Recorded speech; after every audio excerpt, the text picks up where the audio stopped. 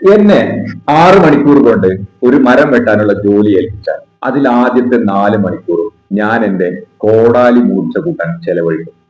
American പ്രസിഡന്റായ Abraham Lincoln പറഞ്ഞ വാക്കുകളാണ്. നാമൊക്കെ ഒരുപാട് കഠിനാധ്വാനം ചെയ്യുന്നുണ്ടാവും.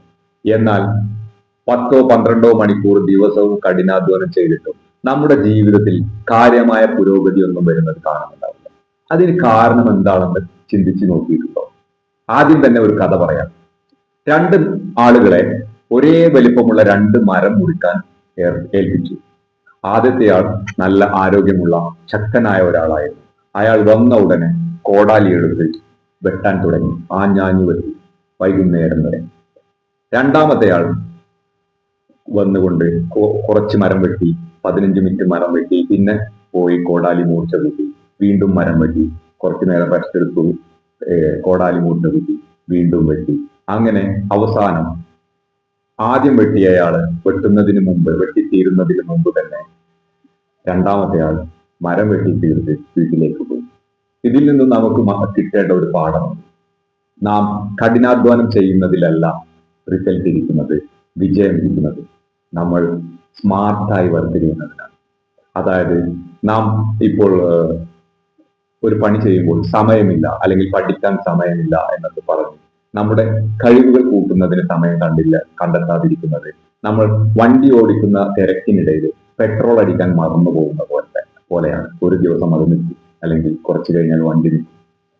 അപ്പോൾ നമ്മൾ ചെയ്യേണ്ടത് നമ്മുടെ കഴിവുകൾ പരമാവധി കൂട്ടുക.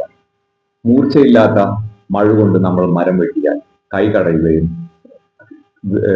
ആളുകൾ പെട്ടെന്ന് ക്ഷീണിക്കുകയുമാണ് ചെയ്യുക. എന്നാൽ മൂർച്ചയുള്ള മരമാണെങ്കിലോ കോടാലിയാണെങ്കിലോ മരം പെട്ടെന്ന് അനായാസം വെട്ടാൻ കഴിയും. നമ്മുടെ ബുദ്ധിമുട്ടുകൾ ഒരുപാട് കുറയും. അപ്പോൾ കോടാലിയാണ് നമ്മുടെ ടൂള്. അതുപോലെ നമ്മുടെ വിവരം എന്ന് പറയുന്നത് നമ്മുടെ കയ്യിലുള്ള കോടാലിയാണ്. മരം എന്ന് പറയുന്നത് നമ്മൾ ചെയ്യുന്ന തൊഴിൽ.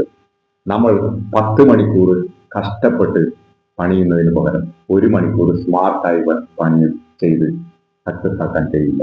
അതുകൊണ്ട് പുതിയ കാര്യങ്ങളെ കുറിച്ച് പഠിക്കാൻ, പഠനം നമ്മുടെ സ്കൂളിൽ അവസാനിക്കുന്നില്ല എന്ന് മനസ്സിലാക്കുക. നമ്മുടെ മരണം വരെ പഠനം നിലനിർത്താൻ ശ്രമിക്കുക.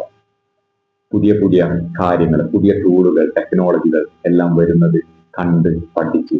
തുടക്കത്തിൽ പഠിക്കാൻ ഒരുപാട് ബുദ്ധിമുട്ട് തോന്നാം, പക്ഷെ സ്ഥിരമായി പഠിക്കുമ്പോൾ നമുക്ക് പഠിക്കുന്നത് തന്നെ ഈസിയായി മാറുകയും പിന്നെ പഠിക്കാനുള്ള ഒരു ആഗ്രഹവും ഒരു ഉന്മേഷവും എപ്പോഴും ഉണ്ടാവുകയും ചെയ്യും. അതുകൊണ്ട് പുതിയ പുതിയ കാര്യങ്ങൾ പഠിക്കാൻ ശ്രമിക്കുക.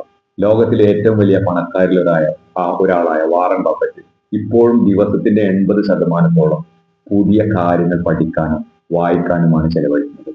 എന്തിനാണ് ഇത്രയും പണക്കാരനായ അയാൾ ഇപ്പോഴും വായിച്ചുകൊണ്ട് സമയം കളയുന്നതെന്ന് നിങ്ങൾക്ക് തോന്നുന്നുണ്ടാവും.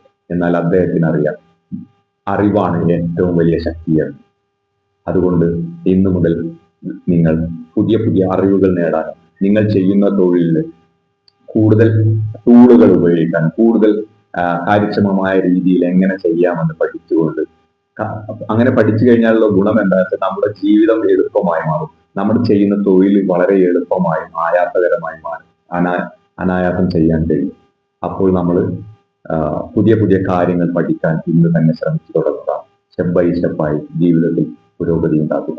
ഈ വീഡിയോ നിങ്ങൾക്ക് ഇഷ്ടപ്പെട്ടു എന്ന് കരുതുന്നു, ഉപകാരപ്രദമാണെന്ന് കരുതുന്നു. ഈ വീഡിയോയിൽ പറഞ്ഞ പോലെ നിങ്ങൾ കാര്യങ്ങൾ ചെയ്ത് തുടങ്ങുക.